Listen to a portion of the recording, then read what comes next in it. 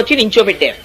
నించోపెట్టి నీకెవరిని చేసుకుంటావమ్మా అని అడిగారు. అడిగితే శ్రీరంగంలో ఉన్న రంగనాథుడు ఆవిడికి బాగా నచ్చాడు. ఈయన్ని చేసుకుంటాను నాన్నగారు అందుట.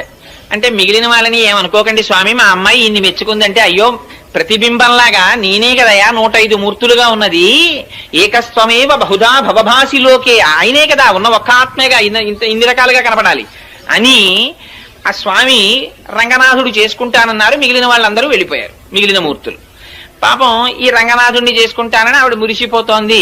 అదిగో వ్యాఖ్యానంలో రాశారు, ఆ స్వామి ఒకనాటి రాత్రి గోదాదేవి దగ్గరికి వచ్చి ఆవిడతో భోగం అనుభవించారు. అంటే ఆవిడ బ్రహ్మానందమును అనుభవించింది.